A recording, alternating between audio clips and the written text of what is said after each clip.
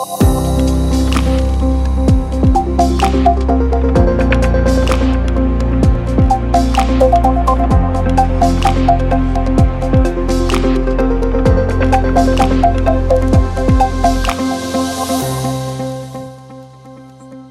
I'm excited to be back. It's been a little over 10 years, but what I want to share with you today is some of the work that I've done in my postdoc.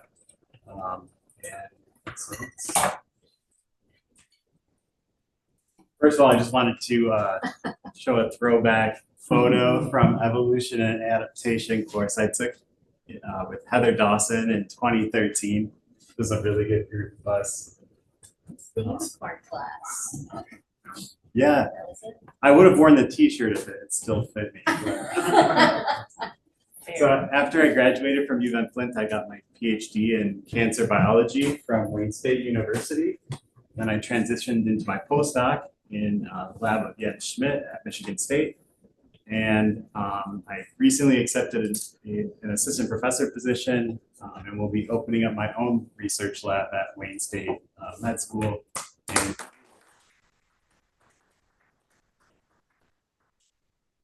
All right, so what I want to talk to you today is a little bit about my research on mechanisms of DNA double-strand break repair. And so I just want to give a couple basic, little introduction for those of you that aren't as familiar, but DNA double-strand breaks are the physical disruption of the DNA double helix. And these are widely considered to be the most toxic type of DNA damage that occurs in cells. And it's been suggested that even one unrepaired double-strand break is sufficient to trigger cell death. However, approximately 40 double-strand breaks occur in every single cell of the human body every single day. And because of this, cells possess multiple double-strand break repair pathways to repair these lesions that vary in repair fidelity, with some being error-prone and others being more error-free. Importantly, for human disease, mutations in genes that repair double-strand breaks cause a wide array of genetic diseases. They're commonly observed in cancers, but they offer opportunities for developing new treatment strategies for cancer therapy specifically. Finally, it's important to understand how double-strand breaks are repaired because double-strand breaks are the primary mechanism of action of many genotoxic chemotherapies. And so understanding the basic biological mechanisms for how cells respond to double-strand breaks is important for understanding how these drugs work, mechanisms of acquired resistance, to identify targets that enhance patient response, as well as understanding the connection between DNA damage and our immune systems.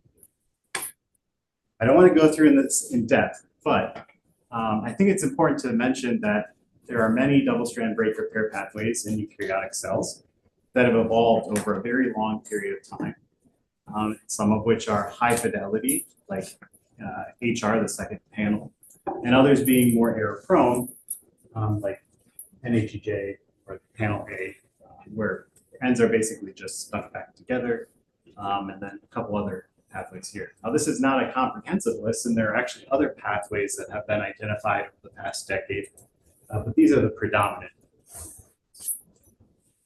It's also important to understand why these pathways, so many pathways have evolved, and it's likely because of the contextual complexity of DNA double-strand breaks.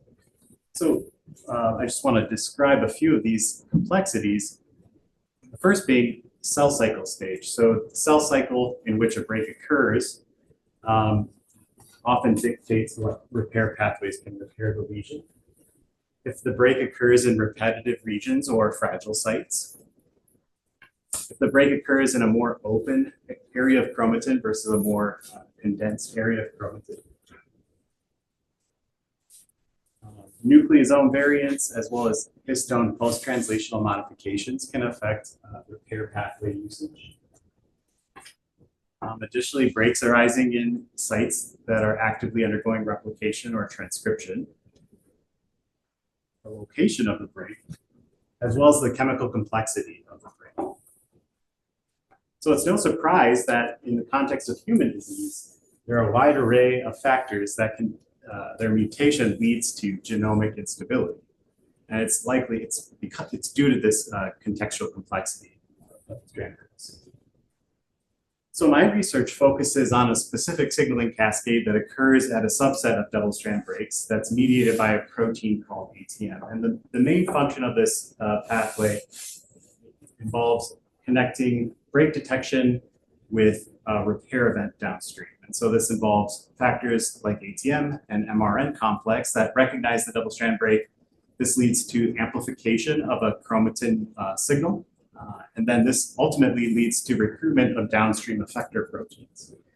And a number of these factors are mutated in human disease, including part of the mRN complex, ATM, which causes ataxia, telangiectasia, RNF8 and RNF168, which are ubiquitin ligases, cause Riddle syndrome, and then downstream factors like 53BP1 and BRCA1 are very commonly mutated in cancer. So we know a lot of the genetics of this pathway quite well, but there's still a lot that remains to be understood.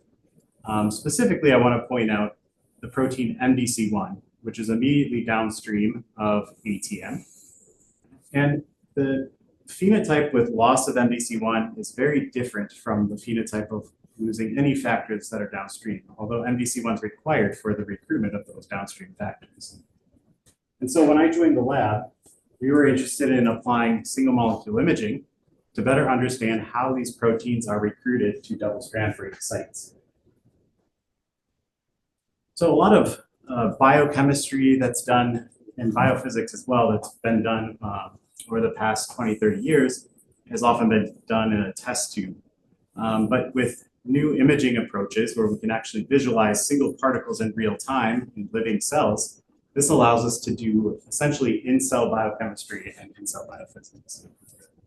And so the way that we do this is we use a protein tag called HaloTag. And this is a multifunctional tag. It's a self-labeling protein tag, so it doesn't necessarily have any intrinsic properties on its own. It's not until you incubate your sample with some sort of ligand that will covalently bind the HaloTag that gives you either a fluorescent signal or some other, whatever other kind of tool you're using. So this is a directed evolution approach, identified this from a bacterial enzyme. And this is really exploding in the field, and there are many different types of HaloTag ligands that can essentially give you opportunities to ask a lot of different questions. So when I started my postdoc, I tagged quite a few factors in this signaling cascade with HaloTag. And we use CRISPR-Cas9 and homology-directed repair to do this. And I don't want to go into depth in this, but essentially what you do is, or the way that CRISPR works is you induce a double-stranded break in the DNA near the site that you want to insert a foreign piece of DNA.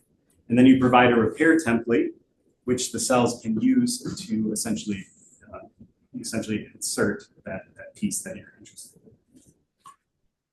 in. And so we have, I'll show you in the next slide, proteins are tagged either at the N terminus or the C terminus, HaloTag.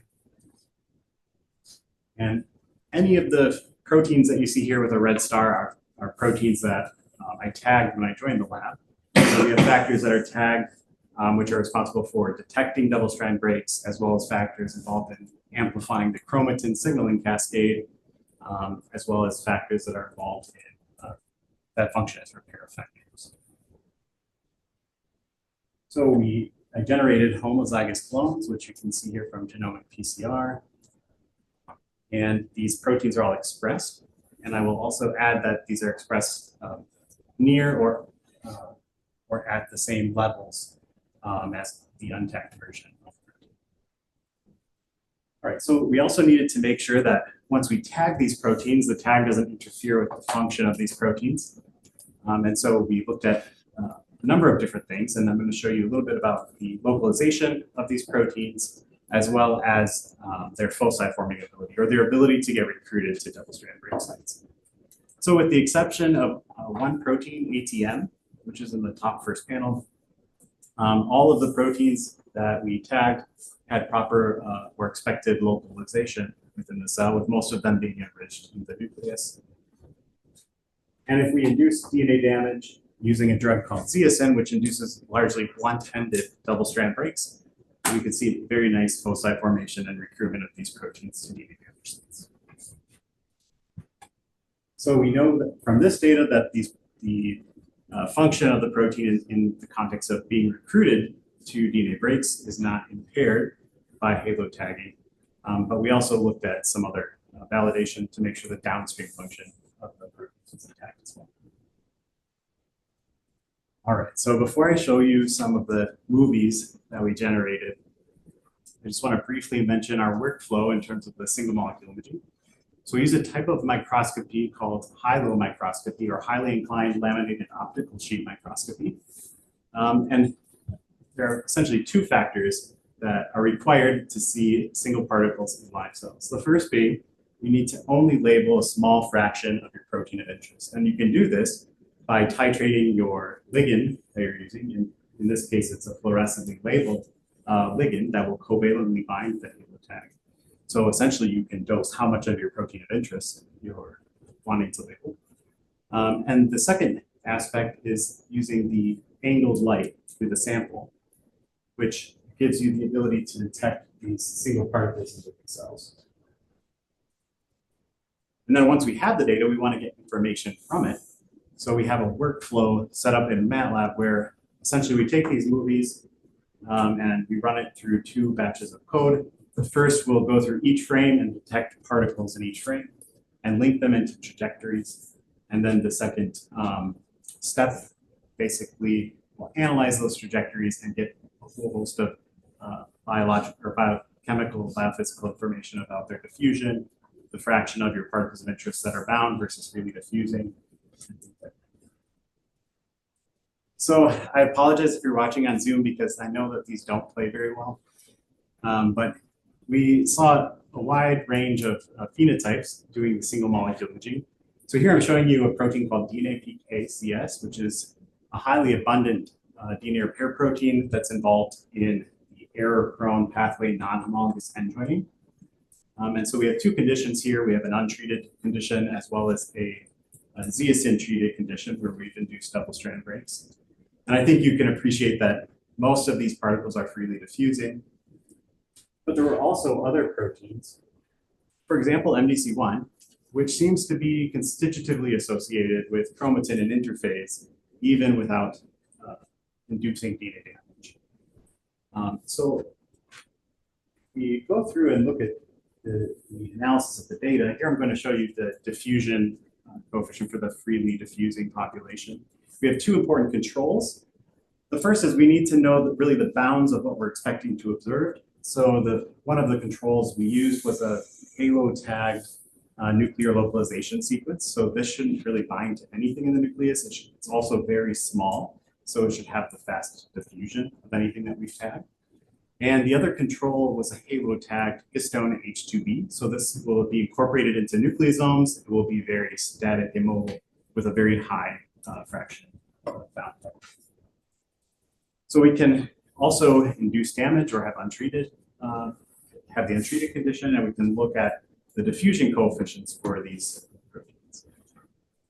And one of the things we found was there was some debate in the field about this complex called shieldin, which is downstream of a protein called 53pp1. And there's some debate in the field that this complex may be pre-assembled in cells. But one of the very powerful aspects of this approach is we can distinguish between the two possibilities, whether it's pre-assembled or not. So we observed that the freely diffusing fractions all had different diffusion coefficients, suggesting that this complex is assembled directly at a break site and doesn't exist as a pre-existing complex. Now, if we switch over and look at the fraction of bound particles, what you would expect is if you induce a double-strand break, you're going to see an increase in the percentage of the protein of interest you're looking at that's going to be bound to chromatin or immobile. And so we refer to this as fraction bound for this figure here. And here I'm just showing the two controls again. So we have a HaloTag NLS, which shouldn't really bind to anything. This is the lower bound of what we should expect to observe. And we see a low fraction of bound particles. And for H2B, which is going to be largely incorporated into nucleosomes, we see a very high fraction of bound proteins. I forgot to mention here that every dot here represents an analysis made in a single cell. So each group here has at least 6 cells that were analyzed. So as we predict, if we induce double-strand breaks, most proteins we see what we would expect. You see an increase in the fraction of the particles that are bound to chromatin versus the untreated group. But we also saw proteins that seem to be constitutively associated with chromatin independently of DNA damage, RIF1 and MDC1. And this phenotype with RIF1 was already known, but it wasn't known with MDC1, and so I decided to follow up on it and try to understand how this protein is constitutively associated with chromatin. So the second part of my talk is focused largely on MDC1, and so I just want to introduce it a little bit. MDC1 is a very large protein that shares evolutionary history with 53BP1 and BRCA1, which are very widely studied in the context of cancer and molecular biology in general. And there are a number of important domains here. And I just want to highlight this yellow region called the PST repeat region, which is an intrinsically disordered region that consists of 13 imperfect repeats of 41 amino acids. And the only thing that's known about this domain is that it interacts with the H2A, H2B acidic patch in the nucleus. Now, MDC1 has more functions beyond the initial signaling cascade that I showed you, which I've shown here on the left. As opposed to interface, in mitosis, MDC1's function is rewired. And instead of facilitating repair of the double-strand break, it interacts with two proteins called CYP2A and TOPBP1, which essentially hold the breaks together until cell division is complete, and then those breaks are repaired through an error-prone mechanism. So there's been a lot of important observations in the literature about MDC1, and because it's important for this chromatin signaling cascade, traditionally it's been thought to be required for HR, or at least very important. However, MDC1 knockout cells actually perform both on HEJ and HR quite well, which suggests that MDC1's function probably is more specialized and not global. And this is really apparent by the differences between deleting essential homologous recombination factors, which are embryonic lethal, even normal like cell lines. These can be lethal as well. MDC1 deletion does not mimic this, and in fact, cells grow. They can still repair chromatin, albeit to a lesser extent. MDC1 knockout mice are viable compared to deleting these core homologous recombination factors. However, they are radiosensitive. The males are infertile, and there's a modest defect in plasmid recombination.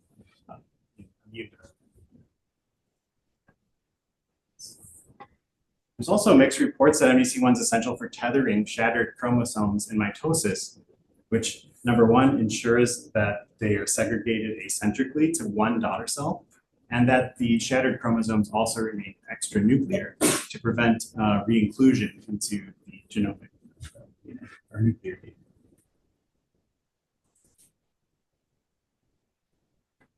It's also critical for meiotic sex chromosome inactivation in meiosis, and this prevents sister chromatid exchange between the X and the Y chromosomes. And finally, MDC1's recently been implicated in being a transcription regulator by co-activating several different steroid hormone receptors. All right, so what we knew about MDC1 is there are two interactions that facilitate its binding to chromatin. The first is on the far right, the BRCT domains. These bind to a chromatin mark that ATM deposits at break sites. So this could be one mechanism by which MDC1 is recruited to these sites. The other is called the PST repeat domain, which I mentioned, and we know that this interacts with the nucleosome acidic patch and seems to be important for double-strand break repair. But it's really the molecular mechanism or the molecular basis for this has remained unknown for many years. And so the first thing I did was delete 2 different regions of MDC1 and do more live cell imaging to see if deleting one of these domains leads to loss of the constitutive chromatin association. So if we express these in cells and we treat with the DNA double-strand break-inducing drug, deleting the BRCT domain, which binds to the mark that ATM deposits at double-strand break sites, you lose foci forming ability, as expected. If you delete the PST domain, the protein still can be efficiently recruited to double-strand break sites.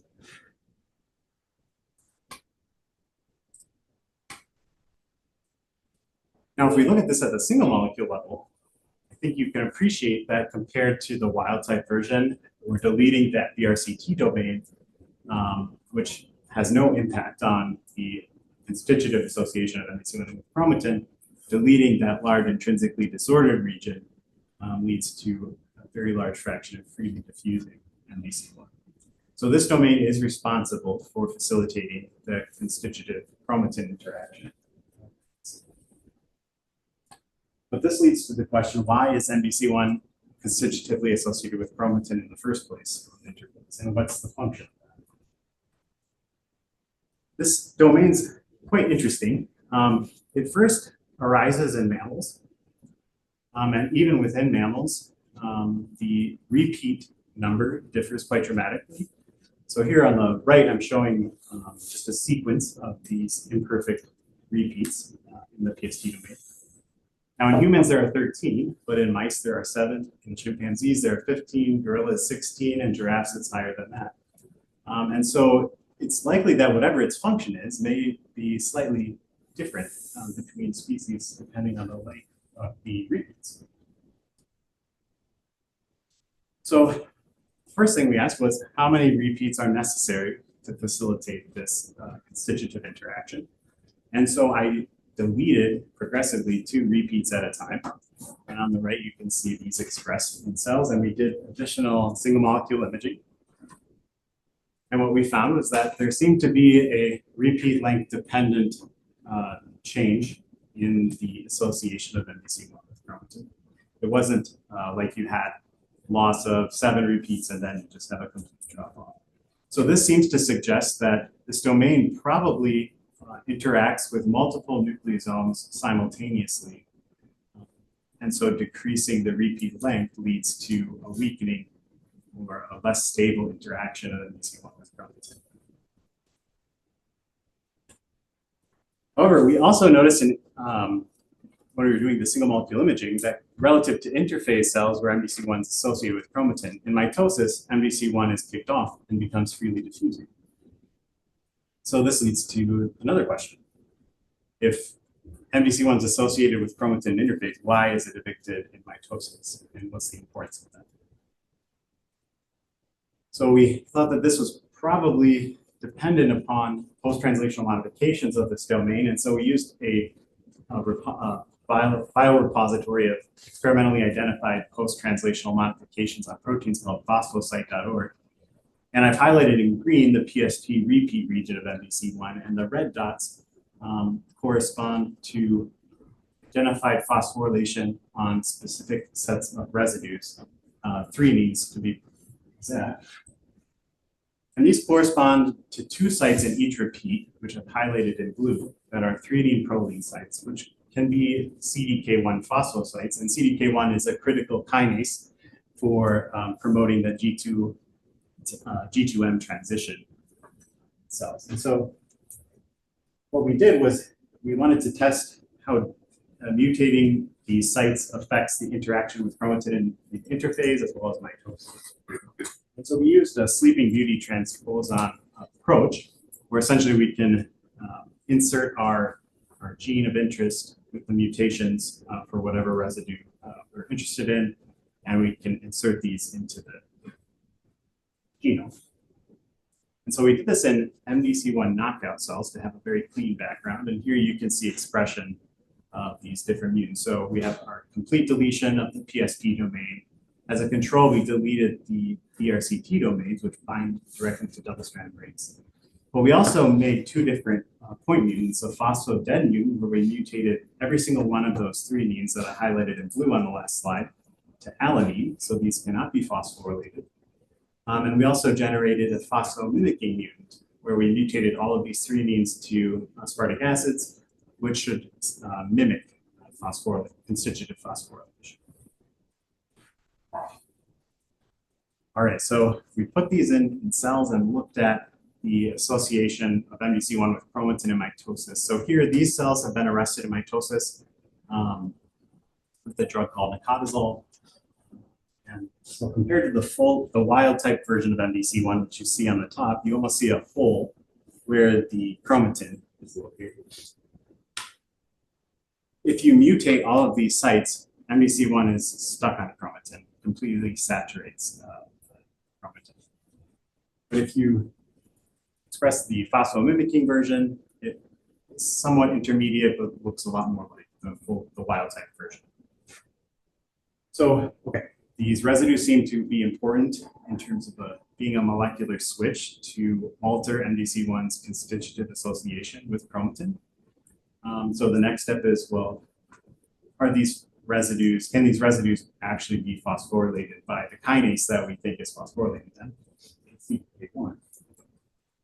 And so I generated a purified PST repeats, either the wild type version or the phospho-dead version from E. coli, and did an in vitro kinase assay using purified CDK1 cyclin B and radio-labeled P32, and looked at the ability to phosphorylate this peptide in a test tube. So on the left, compared to the wild type version, where you see a very nice strong band, which indicates there's phosphorylation occurring. If you do the same experiment with the phospho-dead mutant, you no longer see phosphorylation. So at least in vitro, CDK1 can phosphorylate these sites. So we also did a little bit more in-depth time-lapse imaging. And here I'm showing you a cell that's dividing with the wild-type version of the protein. So this is the version that can be kicked off chromatin.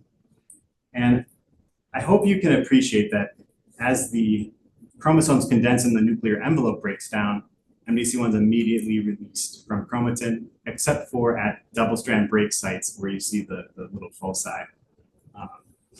But if you do the same experiment with the T to A mutant, you do not see the same thing. And, the phospho-dead mutant is largely stuck on chromatin, and actually at the end of this movie, you can see a micronucleus rise in one of the daughter cells. And I haven't included the data today, but we have additional data that I collected recently showing that expression of this phospho-dead mutant in human cells leads to a very high percentage of cells that undergo mitotic catastrophe. And so that's something that we're currently following up. All right, so we also asked about the ability of this domain, or the importance of this domain, to facilitate MDC1's recruitment to double-strand break sites throughout the cell cycle. And here I'm just going to show you a little bit of data in mitosis specifically. And I'll just point you to the third panel down. So here we have the wild type version. This is an endogenous knocking cell line where we've HaloTagged MDC1. And in the second panel, if we induce DNA damage with zeaxanthin, you can see there are very nice foci that form compared to the untreated where you don't see any foci. And then I'll just point you to the red box here, where we've re-expressed different mutants of MDC1 using the Sleeping Beauty transposon system. And compared to that first panel in the red box with the wild type, this is a wild type re-expressed in a knockout background. We see very nice focus formation. We see something similar if we express the phosphomimicking version, the T to D, which is the second to the last panel. But the phenotypes with complete loss of the domain or the phospho-dead mutant are very different. So if you completely delete this domain, MBC1 is very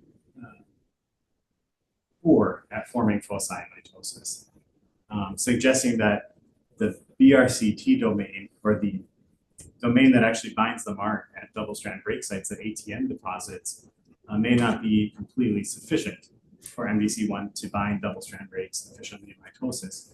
And there may be some important function of this domain in interacting with the chromatin locally to either make that mark more accessible or to promote its phosphorylation in the first place. And in the last panel, we have the phospho-dead version. So this is the version that can't be evicted from chromatin. And the protein just essentially entirely coats the chromosome. So what you're seeing here, these foci are extremely bright, very large. So this is something that is currently being worked on to understand why this is important in terms of tethering breaks, as well as what happens in the next G1 phase with these different mutants if you induce double-strand breaks in mitosis. All right, so these mutants represent potential separation of function mutations that we can use to dissect the importance of this PST domain in double-strand break repair. And so we took these different mutants and did single molecule imaging. And here, once again, I'm showing you the wild type versions. So this is an interphase, not mitosis. And you see that most of the protein is associated with chromatin. You express the deletion of this domain, MBC1 is freely diffusing. If you express the phospho-dead mutant, which isn't phosphorylated in interphase, it looks very similar to wild type. And the phosphomimicking mutation is a little somewhere in between the wild type and the complete deletion of the domain. So now we can use these tools to ask how this interaction of the PST domain with chromatin affects double-strand break repair in interphase. All right, so I just want to go through this chromatin signaling cascade one last time before I go through some of the data. So we know that when a double-strand break occurs in cells, the protein complex MRN and ATM are recruited to the break site, and ATM phosphorylates histone tail H2AX at a particular serine. And this serine, or this phosphorylated serine, creates a docking site for MBC1 to bind to. And this is important because MBC1 in turn recruits these ubiquitin ligases called RNF8, which in turn leads to recruitment of RNF168 by ubiquitinating, polyubiquitinating histone H1, and then RNF168 ubiquitinates H2A at lysine 13 and lysine 15. And these ubiquitin marks are important docking sites for downstream repair effectors like 53BP1 and BRCA1, which facilitate two completely different double-strand break repair pathways that vary significantly in fidelity. And so basically what we're interested in asking is, deleting this PST repeat domain, what impact does that have on MBC1's recruitment to double-strand break sites, and what impact does that have downstream in terms of repair effectors? All right, so the first question that I mentioned was, how does this domain affect recruitment of MBC1 to DNA double-strand break sites? And to do this, we used a laser microradiation approach, where we have cells in a dish on the microscope, and we can induce DNA damage using a laser in a predetermined location in the nucleus. And then we can look at the fluorescent signal of the protein over time. So here's one of the movies. This is a cell that's expressing the wild type version of the protein. And you can see the line where we've induced DNA breaks, and you can see the recruitment of the wild type version of MBC1 over time. If we have cells that express the deletion of the domain, it looks quite different. It seems that there's actually more protein being recruited to these sites. And if you delete the domain that binds to that phosphorylated serine that ATM deposits, you don't see any recruitment at all.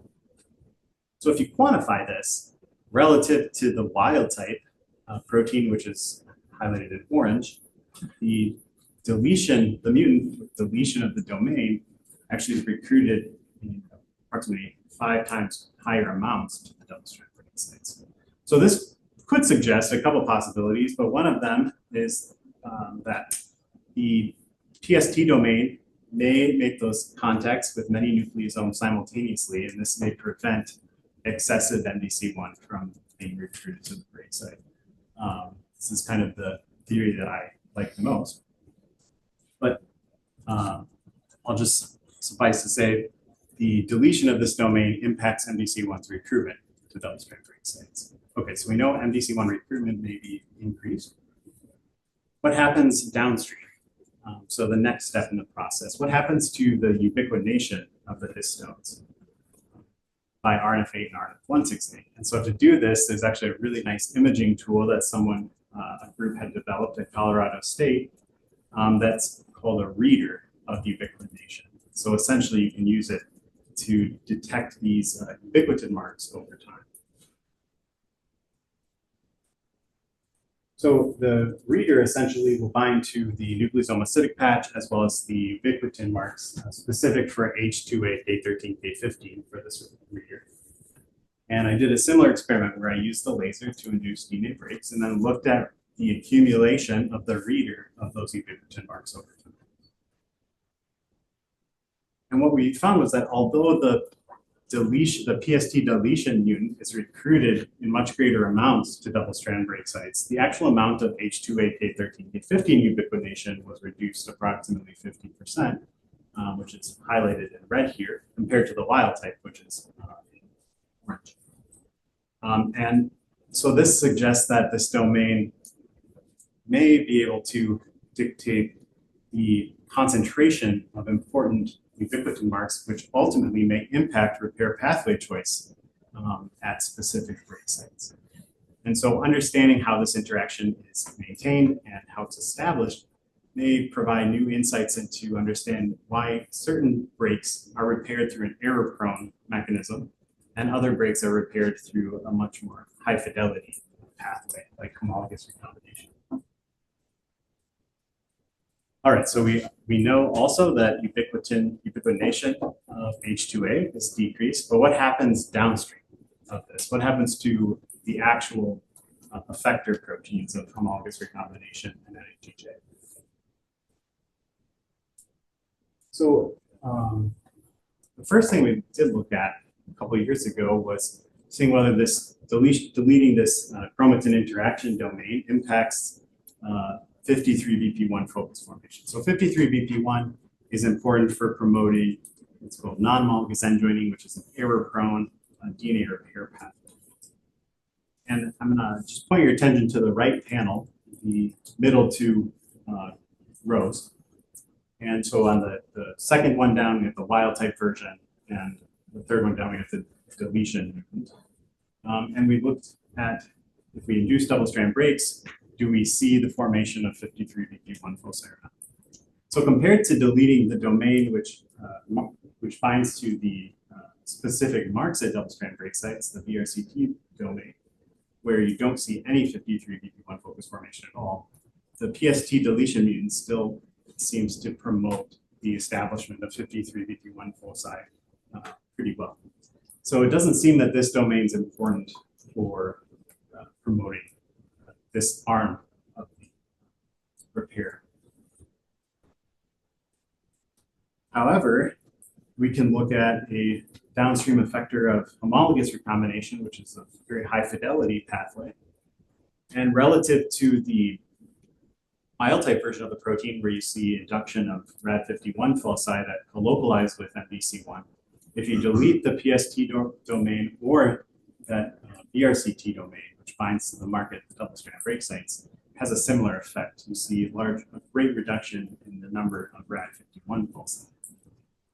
So this seems to suggest that this domain may be able to use this to separate MDC1's functions in homologous recombination versus non-homologous end joining to better understand the molecular mechanism by which this large adapter protein, which binds many different proteins, can orchestrate specific repair outcomes at specific double-strand break sites.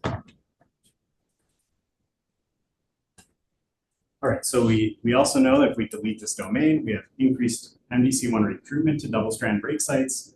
This is associated with a reduction in ubiquitination of H2, the histone H2A.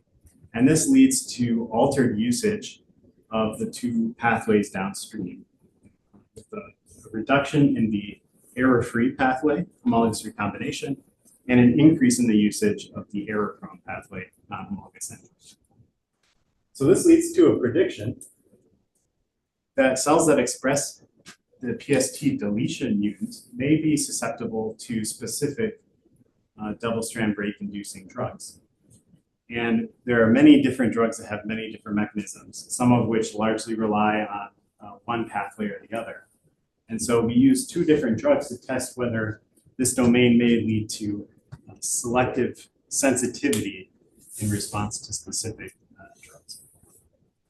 So the first drug we used was called zeaxanthin, which I've already mentioned, but just to remind you, this induces largely blunt-ended double-strand breaks, which are going to almost exclusively be repaired through non-homologous end joining, this error-prone pathway, because the ends are chemically very simple, and the ends can essentially just be glued back together within minutes.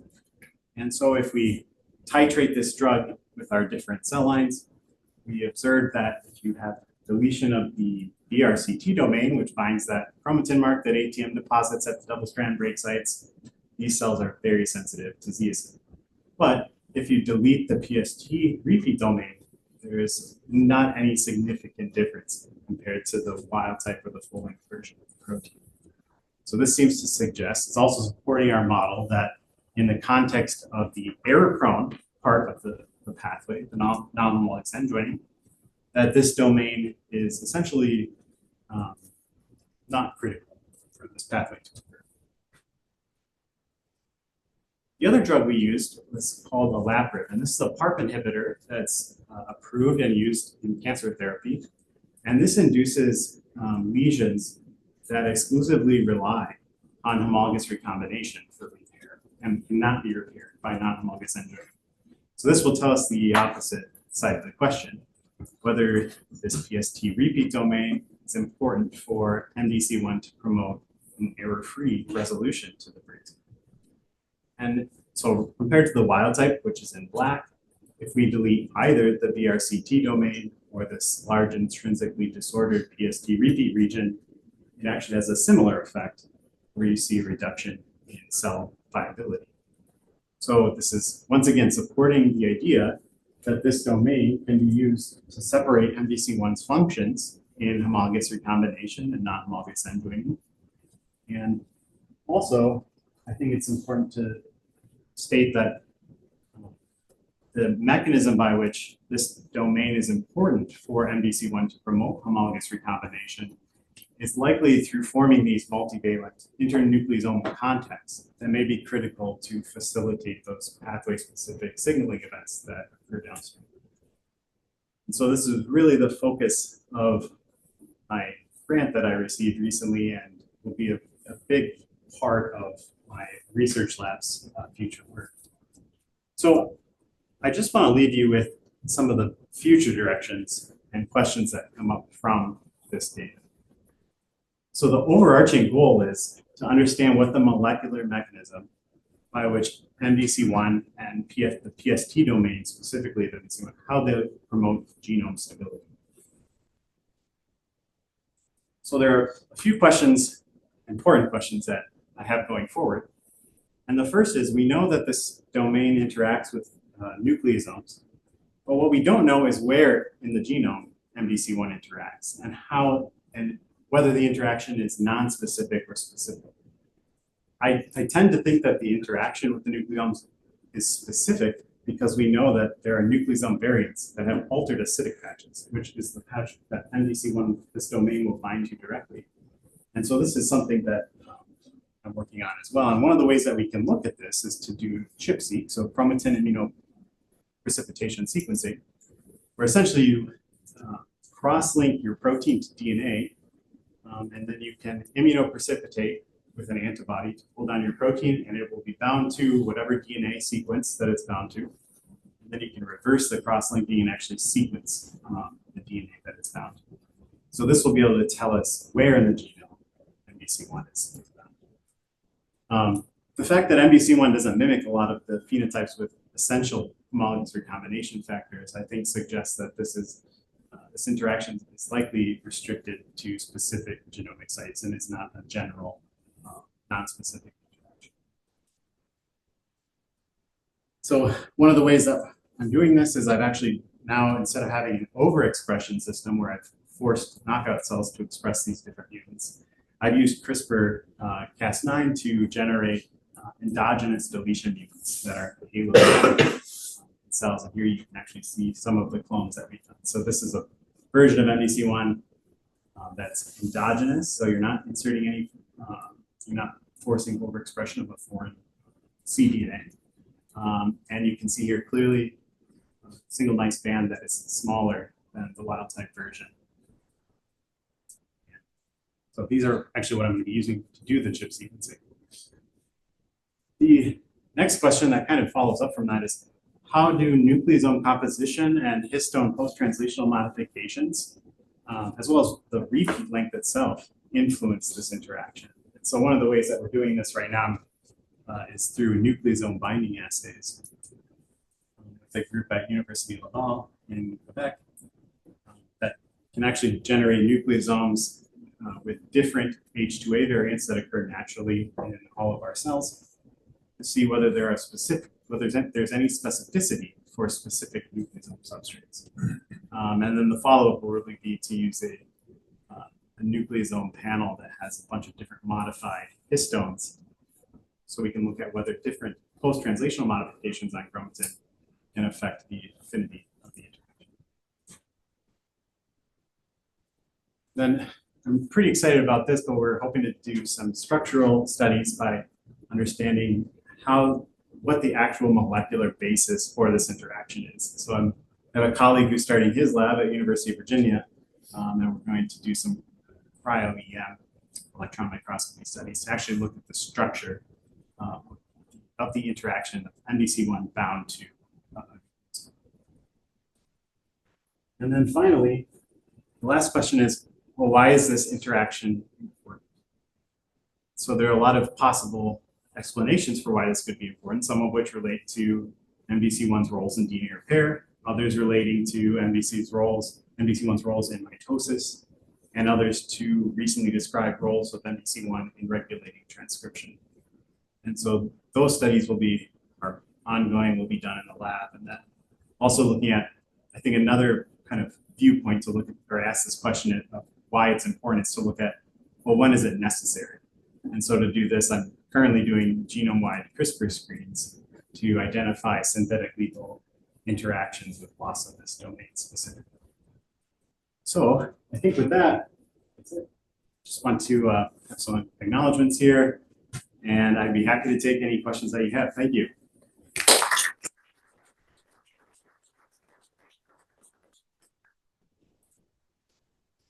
Yes, Joe. So if I understood everything correctly, CDK1 phosphorylation will ultimately, based on the model, promote non-homologous enzymes. Is that correct? Did I understand that correctly? So I think the aspect of the CDK1, in mitosis specifically, CDK1 is responsible for shifting from MBC1's roles in promoting either NHEJ or HR to its role in just tethering the breaks. So what we know about the tethering is the MBC1 with CYP2A and top BP1 hold the breaks together until G1 phase, where top BP1 starts to be released from the break and you have recruitment of 53 BP1 to the break, and then you get 53 BP1 dependent android. And then a quick sort of follow-up, I guess. Considering the function of MBC1 in things like transcription and next chromosome activation, could part of its molecular mechanism be modulating chromatin structure? It's definitely possible. So one of the ideas that we've had is that if MBC1 can make these internucleosome contacts, you may have altered spacing of nucleosomes locally. You may have altered higher orders or higher structure of the chromatin locally. And so that's one possible explanation for how this is facilitating all these different functions. Now in mitosis, where the actual structure of condensed chromatin is very different, it's possible that if you had excessive MDC1 bound to chromatin through the acidic patch in this domain, that may alter the structure enough to where you see the increase in the percentage of cells that undergo mitotic catastrophe. What I will say that I haven't shown is if you overexpress a phosphodieted version of that, you actually see incomplete chromosome condensation as cells enter mitosis. So I think it may just kind of keep more of an open confirmation. Yes. Do your T to A, if you do, you might have done this. If you do sequential T to A, do you see a similar pattern to when you were deleting repeats sequentially? Do you see like a reduction in the same, it's sort of like the same rate between them? Is it always just dependent on that phosphorylated residue? So I haven't done that specifically, where I've just changed 2 repeats at a time or something like that. I do have an idea to delete different residue sequences in each repeat to see which residues are important. That's one way to go about this. One thing I didn't show you is we did develop phospho-specific antibodies to each of those sites in each repeat using a consensus motif. And what we see when we use those antibodies is there isn't really any difference between the two. So I think all that I can say is we know that both sets of 3's are phosphorylated, but I don't know how many are enough to kick it off. Yes. Thank you for your wonderful talk. I have 2 questions. The first one related to like how the ubiquitination of H2A actually decrease when NDC1 is not phosphorylated. I don't know if that's known already. No, that's a good question. So I think this comes back and ties in nicely with Joe's question. If MDC1, so MDC1 directly interacts with RNF8, which will polyubiquitinate histone H1.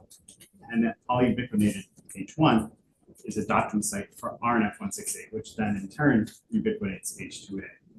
So what my working hypothesis is that if MDC1 kind of can act like a sponge and bring a bunch of nucleosomes in close proximity to RNF8, there may be more effective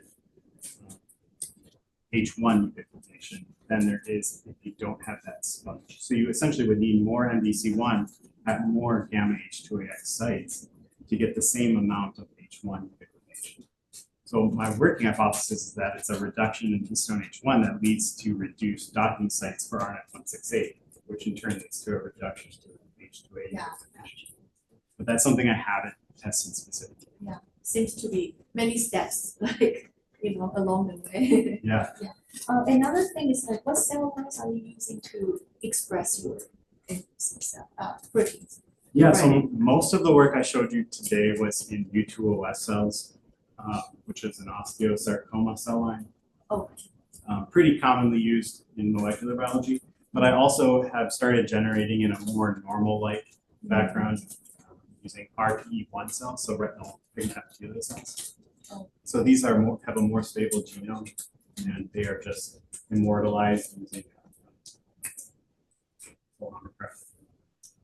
telomerase reverse transcriptase. Gotcha. Thank you. Yeah. Yes. Do you think that the intrinsically disordered regions are facilitating any sort of like biomolecular condensate formation at these sites? You're touching on a point of some controversy. So there have been reports that this domain can phase separate with RNA at break sites. I'm not entirely convinced because I've seen other proteins that I know phase separate, like 53BP1, and it doesn't look similar at all. So it may be due to overexpression. But what we do know about intrinsically disordered regions is they're often hubs for protein-protein interactions as well as for post-translational modifications. So I think it's more likely that the domain probably interacts with a bunch of different things and can be modified a bunch of different ways, but it's probably not phase separation. At least that's what I would argue. Yes. And, there's a question from Gabrielle on Zoom. And she wants to know what made you interested in this field. That's a funny story, actually, because I remember 11, 12 years ago, I was sitting in Joe Susik's class, and we were going through DNA repair. And I thought, this is so complicated, why would anyone do it? And then I went to my PhD, and one of the labs I rotated in was a DNA repair lab. And I think what I really liked about it, what attracted me to it, was the complexity and the ability to problem solve and ask like complex questions. And so I decided to do that for my PhD. And then in postdoc, I wanted to learn just some different techniques and expand my experimental tool set to be able to ask, new questions that I come up with about it. But yeah, it's kind of a funny story. All right, Just, molecular biologist, but I did want to know, like, when you're using that device that allows you to see single molecules, right, in the cells, like, is that brand new technology, which just kind of opens up this whole world, or? So it stems, no, it's not brand new. I would say it's probably 15-ish years old. And it's just a play on another type of microscopy called turf microscopy, which uses a greater angle of the light. So the only issue with turf microscopy is it doesn't have very good depth penetration into your sample. And so using a smaller angle of the light, you can see further into the cell and actually see in the nucleus. But originally this technology was used to study membrane-associated proteins. It's just now that with some tweaks to the actual methodology, you can see greater in depth. But you can just use a typical confocal fluorescent microscope. You just have to attach a turf, it's called a turf illuminator to it, but it's not really a fancy piece of equipment. All right, let's thank your speaker one more time. Thank you.